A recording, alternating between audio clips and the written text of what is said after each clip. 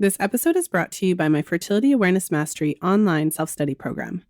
Learn fertility awareness from the comfort of your own home at your own pace for a fraction of the cost. Head over to fertilityfriday.com/mastery for details. That's fertilityfriday.com/mastery. This is the Fertility Friday podcast, episode number 366.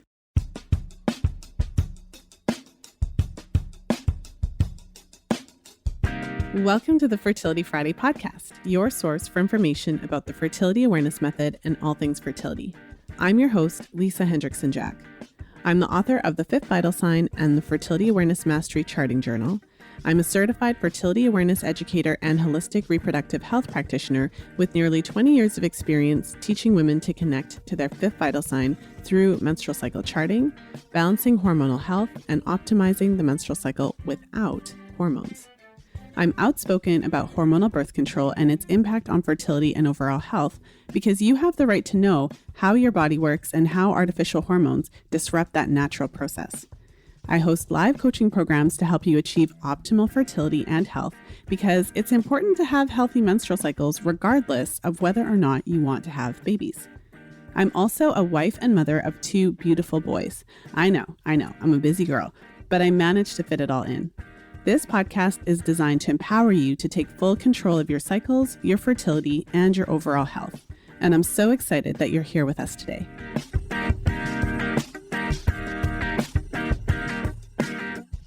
Today, I wanted to jump in and share my thoughts on some of the most common conception myths. I wanted to talk to you about how to use fertility awareness cycle charting when you're trying to conceive. And if you're not actively trying to conceive right now, this is, I think this episode will be helpful for you if you're thinking about conceiving in the future. But ultimately, over the past couple of months, I've had a number of conversations with clients. I've had a number of interviews and just conversations in general that made me really realize just how prevalent some of these myths are.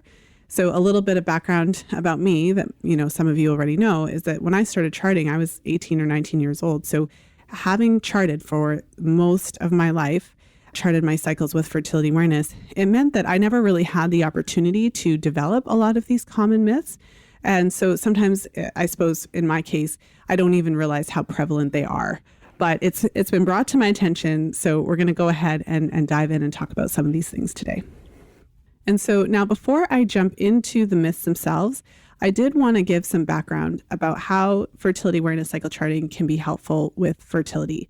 And certainly there are potentially not only two, but two main ways that charting can help you. One of the ways is, of course, accurate timing. So when you understand how your body works and your menstrual cycle works, then you can time sex accurately and so that you can at least rule out the possibility that you're not hitting the correct days. And then, of course, the other is when you're charting your cycles and you're learning more about your body and the connection between your body and your overall health and your menstrual cycle and everything, there is that potential to identify other issues that you wouldn't have been able to otherwise know and see. And so this is really important because when I was young, when I first learned fertility awareness as a concept, I remember thinking that timing and the rules only mattered when you're trying to avoid pregnancy. I remember thinking that because I thought to myself, well, how could you screw it up? The whole thing when you're trying to avoid pregnancy with fertility awareness is avoiding the fertile window. So you would think that it would be kind of impossible to get it wrong. But what I see in today's day and age is that many women, even though we have this kind of background, increasing awareness about the menstrual cycle, we're still operating from rhythm method framework. And with that in mind, we're still operating from, okay, ovulation should be happening on day 14. And so regardless of how much you personally might know, the average woman out there who's trying to conceive is often having sex on day 14 as part of her strategy to conceive. And so certainly there's nothing wrong with having sex on day 14, right? Have sex whenever you want. But what can happen is that if you're not charting and you're not identifying your cervical fluid, you can ovulate earlier or later. And having sex on that day can be birth control, depending on when ovulation is happening. So one thing that I want to stress and kind of start with is the concept of, a recipe, the recipe for a healthy baby. And so when you are charting, we can get really focused on kind of like the nuts and bolts. I mean, it's more than that, but the sperm, the egg, and the mucus. And so we can really think that that's all there is to it. But in terms of conception in the broader sense, in order to conceive, we do need to have healthy eggs. We need to have healthy sperm. For natural conception, we need to have healthy cervical fluid. And then we also have to have a healthy body. And so although cervical fluid is really important for conception, it's not the only factor. And so I've seen women with amazing mucus who are hitting all the right days and not conceiving. And I've seen women who have no mucus because of an issue, whether it be that she took antihistamines that cycle or whether she just came off the pill and she has bodies just transitioning. But I've seen women that have no mucus, but they're still ovulating and they go on to conceive. And so I think this is a really important point here, that the timing is necessary. Obviously, you need to have sex at the right time. But when you are having sex at the right time, cycle after cycle after cycle, and it's not happening, then it's not there's something more happening. There's something more. So that's when we really need to be looking at his sperm quality, and we need to be looking at her overall health. And especially if you've been given a diagnosis of unexplained infertility, it's time to seek care from a functional practitioner who looks deeper into the actual kind of underlying issues that could be related. And so the basics of charting, as most of you know, is that in the menstrual cycle, so the first day of your menstrual cycle is the first day of your period. And once your period is done, we typically have some what we call dry days before you start to see mucus, cervical fluid, so the clear, stretchy, or the lotiony. Some women will have mucus right away, right off the bat. But either way, you have your period typically a few dry days before you start to see mucus, and then you see mucus in a healthy cycle 2 to 7 days before you ovulate. And then once you ovulate, the mucus typically goes away. So cervical fluid serves a number of really important roles for conception. One is that it tells us when to have sex. So because cervical fluid keeps sperm alive for up to 5 days, you don't have to have sex on ovulation date in order to get pregnant. And I would say that's a pretty big myth as well. So you want to time sex when you have cervical fluid as you approach ovulation. So the cervical fluid literally keeps the sperm alive. It sucks the sperm into your cervix, which is the base of the uterus, and holds it there for up to 5 days. And so you can have sex on Monday one time, and if you ovulate on Friday, you could get pregnant because of the sex that you had that one time. And so I think that's really, really important just to know that, because what that means is that it's not about having sex 1,000 times. It's not about trying to have sex on one day of the cycle, because from a statistical scientific standpoint, your fertile window is 6 days. Because the sperm can survive for 5, you have the 5 days before ovulation, and then ovulation only happens on one day in the month. And once the egg is released, if it's not fertilized, it disintegrates within 12 to 24 hours. So for some, you may think of that as stressful because it's not every single day. We're all taught that you can get pregnant every day of the cycle, but it's not. It's just basically like a week and that's it. The other days you can have all the sex, but it doesn't matter. So that can be stressful because you have to time it, within that week. But on the other hand, it can be just amazing, the relief that you don't actually have to be having sex all the time in order to get pregnant. Like you can just figure out the window and have sex then. But that's really key and important to understand. And so when you're charting your cervical fluid, you may see different kinds. So I mentioned the lotiony and I mentioned the clear stretchy, which is like the raw egg white. And so again, before ovulation, both of those types are equally fertile, and not all women see a ton of the clear stretchy. I've had a number of clients who, as they approach the fertile window, they will notice when they go to the bathroom and wipe that for a couple of days, it's really, really slippery. And that's it. They don't necessarily have a ton of mucus that they can pick up and stretch and play with and all of that. And so even knowing that and paying attention to the changes, even if you don't have a lot of mucus, that is not what is going to determine whether or not you can conceive. Now, of course, ideally, you would have at least one day where you have the clear stretchy and you see it several times. But ultimately, the mucus does 2 important things. One is just timing. So mucus tells us when our follicles are developing. As the follicles develop, they make estrogen. The estrogen is what triggers the cervix to make mucus. So it's just timing. And it's also telling you when the cervix is open. So you can have sex throughout your whole cycle, but it's only during that short fertile window that the cervix is open and receptive to sperm. The rest of the time, the cervix is actually closed and blocked with a mucus plug, so the sperm can't get in at all. And so when you have mucus, it tells you that the cervix is open. So I use silly analogies like my, bouncer in a nightclub analogy. So the majority of our menstrual cycles as women, the bouncer's out front and no sperm are getting in. But during that short window of time is when the bouncer takes a lunch break, and that's the only time when the sperm can get in.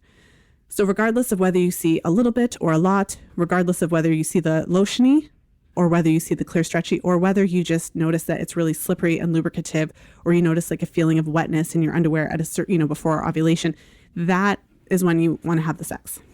And so the timing aspect of it is crucial. And then of course, the other aspect of mucus is healthy cervical fluid.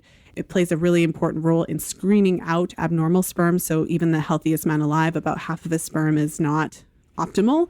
And so our cervical fluid actually screens out sperm that is of poor morphology, so not properly shaped, or poor motility, meaning that it can't swim properly and it basically is deformed. And so cervical mucus is key for a number of reasons, but again, it's not the only factor. And I think that's really important just to know and to understand and to recognize. So what this means, though, is that, it's a fairly simple concept to understand, right? Like have sex when you see cervical fluid. But ultimately, because of the years of indoctrination, of the expectation for ovulation to happen on day 14, of the expectation for the cycle to be 28 days, often, even though we kind of know this, we're not necessarily acting in the way that we should. So the best advice that I can give you when you're trying to conceive is once your period is basically done, start checking for cervical fluid, however you're doing that. So I encourage my clients to, when they're going to the bathroom before and after they pee, or have a number 2 that they wipe so that they can actually see, like, does it feel slippery? Are they seeing anything? You can also pay attention to what you're seeing on your underwear. When is it changing? And if you're cycling normally, you should be able to see cervical fluid. There's certain situations that can be more challenging. So if you have uncontrolled PCOS, often women with uncontrolled PCOS, polycystic ovary syndrome, are told that they can't conceive, or that all those kinds of things. But ultimately, you can conceive in any cycle where you have ovulated. The challenge for women with PCOS, so one of the most common ways that PCOS shows up in the menstrual cycle is long irregular cycles. So I've had a number of women with uncontrolled PCOS who I'm working with, before we start making some changes, where their cycles are, 45 days and 50 days and that kind of thing. And so in a cycle of 50 days, you still have a 6-day window. And so obviously then the challenge is identifying which days are fertile.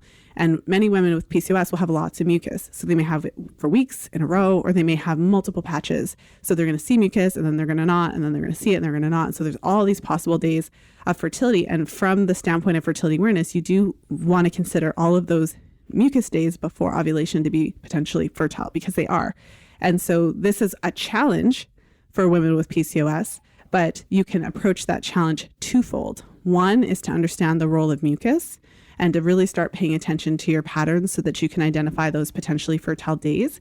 And another is to take the opportunity to start making changes to really normalize that menstrual cycle. Once the cycle is normalized and you get it down to, 35 days or less overall, then, you have way less of a long period of time to try. It becomes easier then to identify the fertile window because you don't have, weeks and weeks of mucus or multiple mucus patches as much. And then certainly when the cycle is down to 35 days, you have more opportunities to try. If your cycles are 60 days, well, you may only have a limited number of cycles in a year. But if your cycles are down to 35 days or less, then certainly you have more opportunities to try. So that's kind of like the overview. And now I want to talk a little bit about some of the specific myths that I've heard more about and just had conversations with clients and others recently. And so certainly a lot of women who are trying to conceive, if they go to their doctor, they're told to have sex basically every other day or have lots of sex. And so this is a really interesting concept to me. When you don't understand the biology, then that would make sense. Have lots of sex. But in women, in our lives, that puts a lot of pressure. There are couples that have sex every single day or multiple times a day. And it's one thing if you want to and you're happy to have sex and you're in that kind of, lovey space that you want to do it all the time. But for many, of us, that's not the greatest thing ever to feel pressure to have that much sex, because I'm just putting it out there. I mean, I'm sure some of you are nodding your heads. And so what I've seen is that this advice, while seeming to be either neutral or not potentially harmful, can put a lot of pressure on couples to have sex all the time. And it's also not accurate because you're not fertile all the time. So if you want to have sex all the time, have sex all the time. But if you're trying to conceive, that can put a lot of pressure. So that's something that I'm calling out right here. So one of the myths is that you need to have sex either every day or every other day for the entire cycle. And when you are trying to have a baby, the more sex, the better. Where's the evidence that that's true? So from the fertility awareness standpoint, if you're charting your cycle and you start to understand when that fertile window is, and you understand that from a scientific perspective, there are, 6 days of the cycle where sex is possible, and that's because of the role of cervical fluid, then what, at very least, what that can do for you is you can focus on those days. And there's something else and I'll just kind of go into another myth, which is that if you have sex multiple times a day, that you're just going to have multiple amounts of sperm or something like that. So having sex once might be good, but have sex 5 times to get 5 times as much sperm. So that's a myth. That's a myth. The reason that it's a myth is because men make sperm every day. So the fundamental difference between men and women as far as fertility goes is that men are fertile every single day because they continuously make sperm from puberty onward. And as women, we are fertile for, as I've said, just like beating the dead horse, 6 days per cycle. And so from that perspective, the combined fertility is the 6 days. But men make sperm every day, but what that means is that when he ejaculates, it's not like, well, let me back up a little bit. So men make sperm every day, but the process of spermatogenesis from beginning to end is approximately, 74 days. That's what it said in a research study that I quoted in the Fit Vital Sign, but 74 days. So essentially, 3-ish months is how long it takes. So when your partner is ejaculating today, that is representing, you could say it's a measure of his health, essentially 3 months ago. But there is a kind of a finite thing happening here, because if he's ejaculating the sperm that was produced or started to be produced 3 months ago, it means that if he ejaculates 10 times in a day, eventually that actual amount of sperm that is coming out is going to be less. There's no scientific basis to the concept that having sex multiple times is going to increase the amount of sperm that he's going to have. So I hope that makes sense. But essentially, it's an assembly line. And in that assembly line, a certain amount of sperm is made every single day. And so then when he's ejaculating, it's literally coming off the assembly line. And why we would think that ejaculating multiple times would cause way more sperm to be deposited, that shows a level of ignorance, I suppose, about the actual scientific process of spermatogenesis. Okay. So what is the point in conclusion? The argument that having sex multiple times in a day when you're trying to conceive is going to be beneficial is not scientifically sound from my perspective. Okay, so let's move on to another myth that's kind of related to this. So one of the most common questions that I get from my clients and from women in general who are trying to conceive is, should I be having sex every other day? Because I've heard that having sex every other day will help with the sperm. So this actually gets into kind of more of the biological reality of the situation. So if anyone is listening, whose partners have had their sperm tested, so if your partner has ever been sent to have his sperm analyzed, you'll remember that what they asked him to do is to hold off on ejaculation for anywhere from about 3 to 5 days before he takes the test. So meaning that he's not masturbating and the two of you are not having sex for 3 to 5 days before he goes to get the test. And the thought process behind that is because since men make sperm every day and it's an assembly line, and there's there is a finite amount of sperm. So there's every day he's making a certain amount. If he holds off on ejaculation for 3 to 5 days, then what you have is you have a bit of a buildup. You have a higher concentration of sperm. And so when he does the test that way, he's getting kind of like a better measure of kind of like the optimal concentration that he would have when you're having sex. And so then it stands to reason that if he had, if he ejaculated like 10 times in a day, then the concentration would be a lot lower the 10th time than the first time. That is where this idea of having sex every other day comes from, because if you're kind of waiting a day in between, then certainly it gives the opportunity for a little bit more sperm to build up. And so when you do have sex, you're getting a bit more bang for your buck in terms of sperm concentration. And so one thing I just want to say about this, so when my clients ask me about this, like, is this what I need to do? Should I have sex every other day? What I like to remind them is that the whole strategy of having sex every other day is actually intended potentially for when you have a situation where your partner's sperm quality may not be that ideal. So it's a strategy if you kind of know that the sperm count or quality is a bit lower, to give you a better chance of having more in there. So your average 20-year-old man who's trying to conceive, for example, like it's a young example, but just go with me, there wouldn't be a need to have sex every other day. So it doesn't necessarily hurt, but it's not necessarily something that every single couple has to do. And even that can put pressure on especially because if you're charting your cycle and you see that the fertile window is like 5 days, let's say you have mucus for 5 days and then you ovulate. Well, if you have sex every other day, then there's only really kind of 2, maybe 3 days that you can have sex on, and it can kind of become complicated. So what I suggest for my clients is that there's kind of 2 ways to approach this. So one way is if you've started charting and you've started to notice your patterns and you can kind of see how long after your period, when you start to see mucus and that kind of thing, certainly always be open to early mucus or late mucus, but certainly you could have your partner hold off on ejaculation for 2 to 3 days before you see your mucus, and then you could have sex, and that would allow for that kind of concentration to build up a little bit. And certainly you could kind of go one if you wanted to skip a day or something like that. But don't be so specific about the strategy that you're making it stressful for yourself. Ultimately, the best advice is to have sex in the window. So when you see cervical fluid, have sex, and certainly you could kind of alternate a little bit, but I wouldn't take it too far. Eventually, I would just have sex, and you could just have sex all the days of mucus and then call it a day. But what you'll notice about that recommendation, it takes the pressure off from having to have sex every other day for weeks. It's still having sex during the fertile window, which is about 6 days long. So I think that is something that's really important to keep in mind. So the bottom line is that it can be helpful to alternate during the fertile window. It can be helpful to wait a couple days before you start to see your mucus.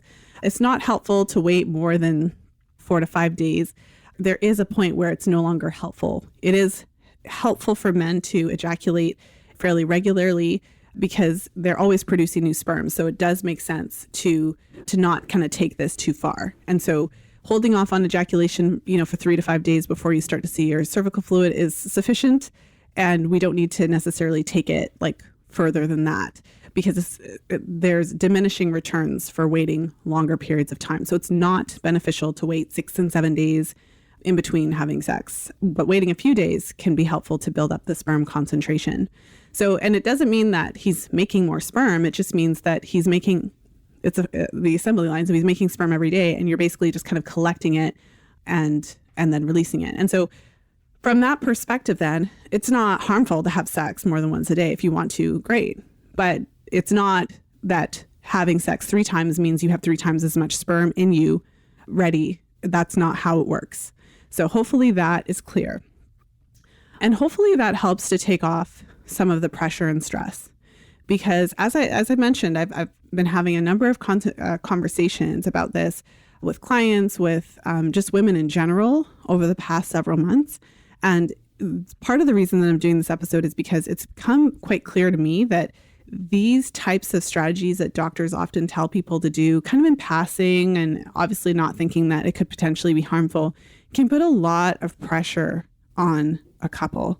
And so for a couple, if you are in this boat, maybe you're resonating with this, but for a couple to be told to have sex like 2-3 times a day, like the whole, like all the time, every day, or like between days 8 to days 25 or whatever, that's a lot of pressure. That's a lot of pressure.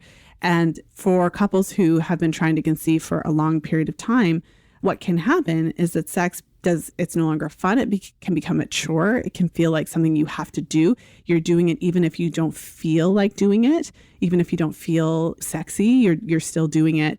And especially if you've been told that it's helpful to have sex multiple times and to do that and to feel like you have to do that and to feel like this is beneficial. In many ways, if you're having sex, and I said this already, but if you're having sex on all the right days, so you've been charting, when you're fertile, you're having sex in the window. If you're having sex in the window, for more than 6 cycles and it's not happening, having more sex is not necessarily going to make it happen. The reason that you're conceiving is not because you're not having enough sex.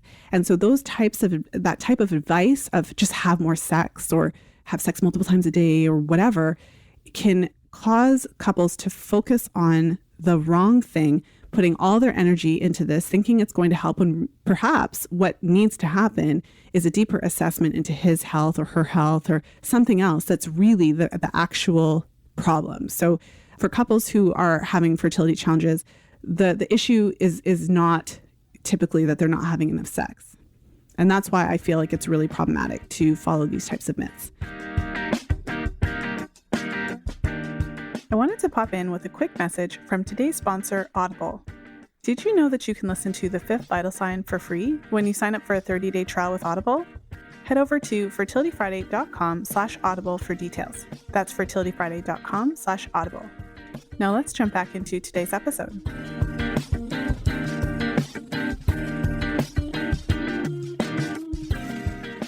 Another myth that I've talked about a lot on the podcast and I talk about a lot with clients is the Ovulation Predictor Kit. So what do I do with all of this tech? This will be something that many of you have heard already, but for those of you who haven't necessarily heard this, so I'm not anti-tech. I think that ovulation predictor kits are great, and I've certainly worked with a number of clients, and we use the Ovulation Predictor Kit as part of our strategy. But so the ovulation predictor kits are measuring for the luteinizing hormone surge. And so what happens when you're approaching ovulation is that the follicles are developing. As the follicles are developing, preparing for ovulation, they're making estrogen. That estrogen causes you to make mucus. It causes the endometrial lining to thicken, and it also causes ovulation. So once the estrogen reaches a certain point, it sends a feedback message to the pituitary gland. And so the estrogen, it's like the thermostat in your house. So the estrogen levels go up, and then that tells the pituitary that it's time for ovulation. And so the pituitary releases luteinizing hormone. So luteinizing hormone is the hormone that actually causes the ovarian follicle to rupture. And it is what then, it's the trigger to forming the corpus luteum, which is formed after ovulation, which then produces progesterone, which is essential to, maintain and establish pregnancy. So that luteinizing hormone surge is what the OPK, Ovulation Predictor Kit, is testing for. And so that surge typically happens 24 to 36 hours before ovulation. But ultimately, an OPK strip is a strip of paper that is programmed to give you a result when it detects a certain level of LH. So I've had clients who have ovulated based on the cycle information, so temp shift, cervical fluid dries up, and the OPK never turned positive. And that means that for a certain percentage of women, they're going to be waiting for this strip to turn positive, and it may not actually turn positive each cycle, even if they're ovulating. That's a possibility. And there are other women who have elevated LH who they're going to show a lot of positives, and it may have nothing to do with ovulation. So ultimately, and the other kind of issue with OPKs is because it's going to turn positive after the LH surge, you may be missing out on several days of perfectly excellent cervical fluid. And certainly I've worked with a number of women who have waited. So they wait until they get the positive to have sex. And so they're not actually having sex necessarily on those mucus days leading up to the LH surge. And so ultimately, when you're trying to conceive, my recommendation will always be that your mucus should be the primary sign. So have sex when you see mucus. Start to get to know your cycles. And it doesn't have to be super intense, but just pay attention to your cervical fluid, right? So if you're finding cycle charting to be really stressful, stop taking your temperature. It might be strange coming from my mouth. Work with an instructor who teaches a mucus only method. If it's really getting stressful for you, focus on your mucus and pay attention to your cycle and your patterns and try to identify when you have mucus and let that be the sign. Have sex when you see mucus. If you're doing the OPKs, then have that as an additional sign. So when it turns positive, have more sex, but certainly don't wait until it turns positive, just in case you're having several days of perfectly wonderful cervical fluid. So fantastic days of fertility before it turns positive. Don't kind of miss out on those days as well. So those are kind of the main myths I wanted to talk about. So the myth about have sex every other day all the time, or have sex every single day, or have sex multiple times, and that's going to all make it better.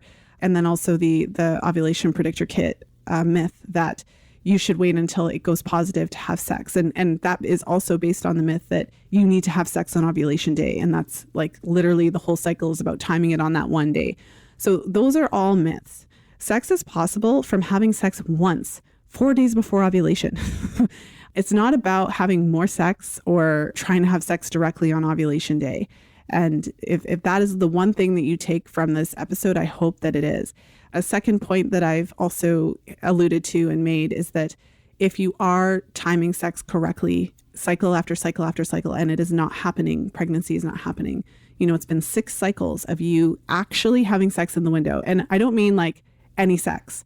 I mean sex in the actual window, because there's also plenty of couples who maybe he's traveling for work or something, and so you don't actually have sex in the window, but because we've been told that you can get pregnant every single day of your cycle, even though you didn't have sex in the window, you had sex at other times, and you still kind of think that there's a chance that you could conceive without realizing that there isn't, unless you actually had sex in the window. So all of those things are really important, just to get those basic things down. So why is this important? I mean, certainly I've alluded to that quite a bit already, but there's a couple of key points that I just want to talk about. One is the importance of connecting with your partner. I've never worked with a woman who wanted to have a baby, but didn't care about the relationship or any of the rest of it. Most of us want it all. We want to have a baby when we want to have a baby. We want to have a healthy, wonderful relationship with our partners. So we want to have it all. And what some of these myths can do is make the whole process of trying so stressful and really take away the beautiful kind of nature of bonding and that we have through sex with our partners. It can really make that to be a chore and turn it into something that we don't want. And so my hope for you is that fertility awareness doesn't become an additional burden, but can actually help you to take the burden off. That's my hope for you. Fertility awareness has the potential, so just charting and understanding when you're fertile, understanding your mucus, it has the potential to help take off the stress of feeling like you have to have sex all the time and every day, and more sex the better, and all of that, because it allows you to understand how your body works and allows you to understand that it's not about how many times you have sex, it's about having sex in the window. And hopefully this can help for those of you who are trying to conceive, to realize I don't have to have sex 50 times in my window. Like I don't have to have sex like 3 times in the morning and 2 times in the afternoon. If I want to have sex, that's great, but I don't have to have sex so much pressure. I don't have to feel all of that pressure. You can have sex 2-3 times in your window and call it a day ultimately and be fine. And I know that might sound like completely opposite to what you're doing or what you've been told, but it's actually true. Yeah. And so certainly over the years, I've seen lots of charts. So I've seen charts of, women who've had sex 1 time in their window and they conceive. And so it's not about having sex more times. Back to my point, because I feel like I'm going on a tangent there, is the importance of connecting with your partner. So taking the stress off. And so, like I said, my hope for you is that fertility awareness charting and understanding the role of mucus and understanding how to identify your fertile window can help to take the pressure off, and so that you only have a small window of time in your cycle where you have to have sex with a purpose, like sex with a goal. And so by limiting the number of days of your cycle that sex is like a goal-oriented thing, what it can do is it can free up the rest of your cycle to just enjoy each other as normal. And so what I encourage all of my clients, and what I encourage you to consider, is if you are trying to conceive, and if you have been trying to conceive for a while, to really take that to heart and make a point of having sex out of the window for fun and just doing whatever it is that you want to do, not feeling any pressure. I think there's a lot of things that we do when we're trying to have a baby that we don't necessarily do when we're not. So it could be as simple as laying in bed longer and putting your feet up, or having sex in a certain position because you want to. And even that, I could add that to the myth, like you have to have sex in a certain position to increase your chances of conception. If you think about it, the position that you have sex in wouldn't matter. It would just be like when you finish, right? So you can have sex in whatever position you want. And then if you're concerned, you could just finish in a certain way. But that aside, if there's any kind of certain things that you're doing or not doing specifically because you're trying to conceive, then you can really limit the window where you're kind of doing those different things. And outside of that window, just enjoy and know that it doesn't matter in the sense of like, it's not going to hinder or increase your chance of conceiving if you just have fun sex outside of that window. So I hope that that's a message that you can kind of take with you, because this can be really devastating to relationships when couples get to the point where they're only having sex in the window and that's it, and they're not connecting outside of it. Sex has become something that's not even fun because of all of those types of things that have happened. And it's, of course, the disappointment. And perhaps your partner is getting to the point where he's feeling like he's just a sperm donor and that's like his only role in life, which is to make his deposits, right? And so you don't want it to get that way. And if it has gotten that way, it doesn't have to continue to be that way. And so this is something that I always talk about when I have an opportunity, because I feel that fertility awareness charting can really liberate you from some of that stuff, to really limit the period of time in your cycle where you have that pressure. Okay, so another point that I wanted to make is seeking support for issues. So what I've been saying essentially this whole time is that understanding when to have sex, like understanding how the timing works, and understanding the role of cervical fluid, understanding your fertile window, can be beneficial in a number of ways. So we've talked about a lot of them. And so one of the ways is that it can clarify if you have an underlying issue. So if you are getting the timing right consistently and it's not happening, and so you are, tracking your ovulation, you're having sex when you have mucus, if you've been told that your partner's sperm is fine, that's my least favorite word on planet Earth, because most of my clients who have been trying to conceive for a long period of time, their partner's sperm is not optimal. So it may be enough for it to pass the World Health Organization standards, which are pretty low. But for the most part, the majority of my clients who've been trying to conceive for a really long time and it's not been happening, their partners aren't necessarily in the optimal range. It does happen, but most of the time, I personally have seen that their sperm could use some work. So this is key. If you have been trying to conceive and you are on top of the timing, you've been tracking your mucus, you've been doing everything 6 cycles or more, and it hasn't been happening, then there comes a time where this charting can give you that additional confidence to know that there must be something else wrong.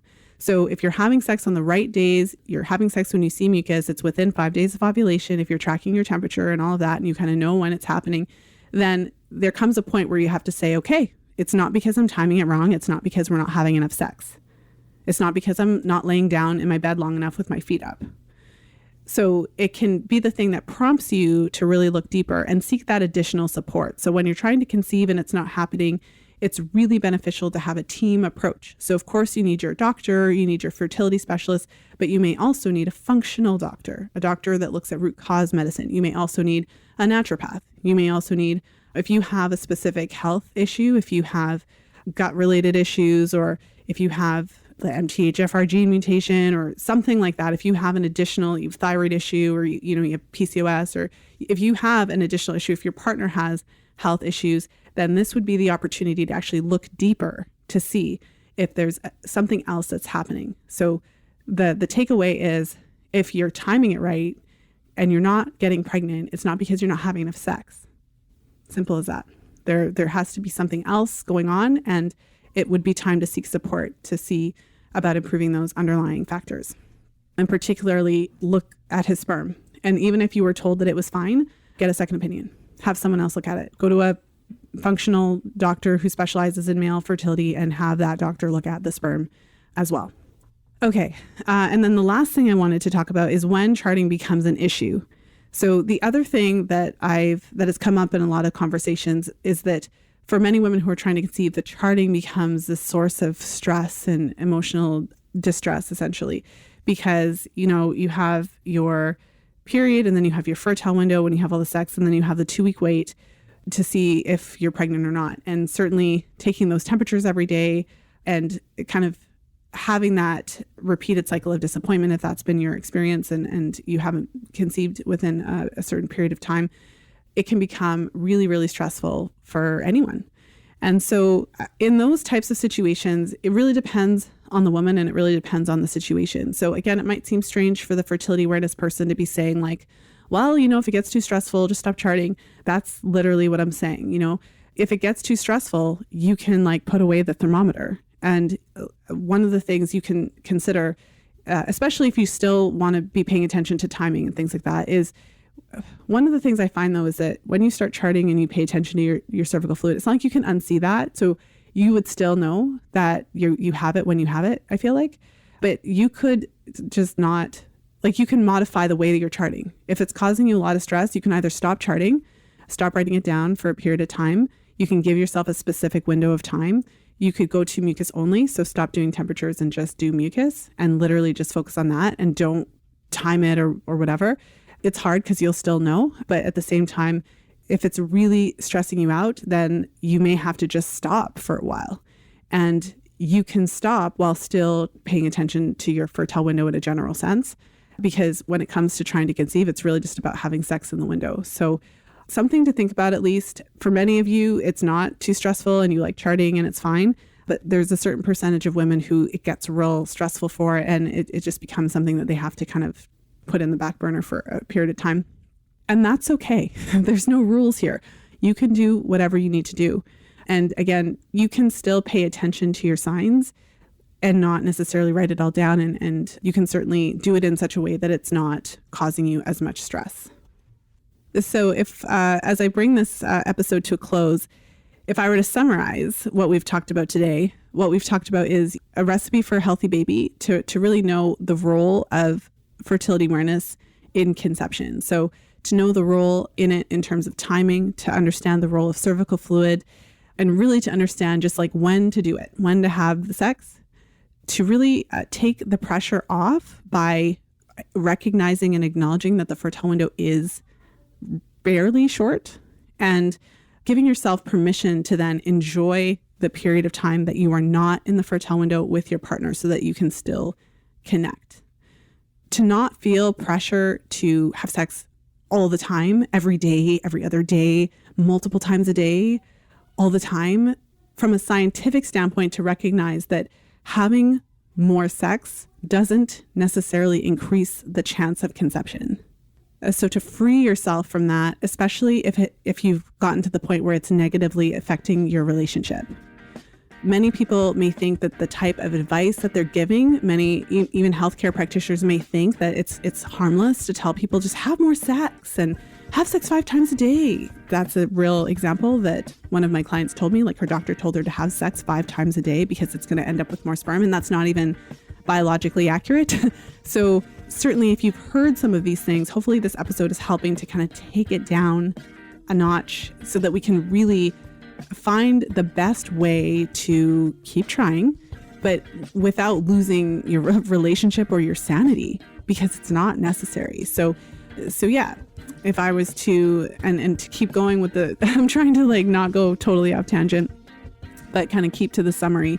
The summary in terms of the myths are that some of these myths, although they can seem harmless, can actually be harmful and can be detrimental to a person's sanity and even to their relationship.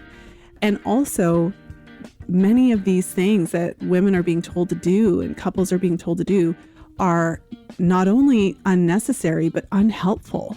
So I believe in really focusing on what works, supporting my clients and couples to figure this out, but from a scientific standpoint and what actually works, in real time. So hopefully this episode has helped.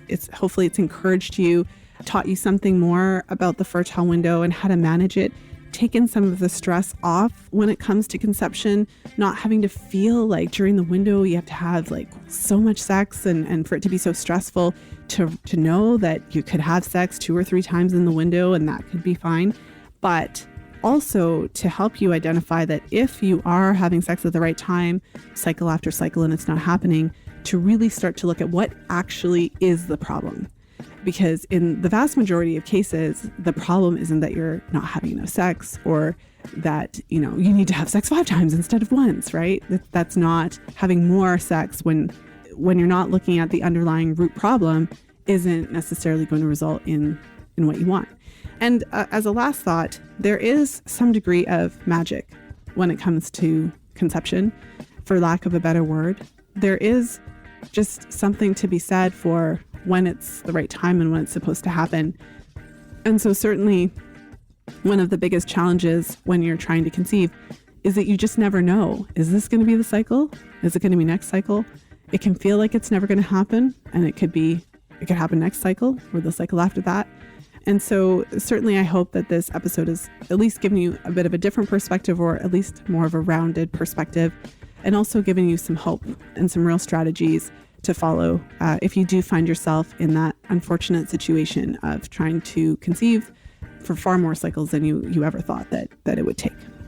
So with that said, I hope that you have a wonderful weekend whenever you're tuning into the show. If you can think of someone, if you know someone who could really benefit from today's episode, you can share it. And the link to share is fertilityfriday.com/366. And I hope that you enjoy the rest of your day, weekend, whenever you're tuning in. And of course, as always, until next time, be well and happy charting.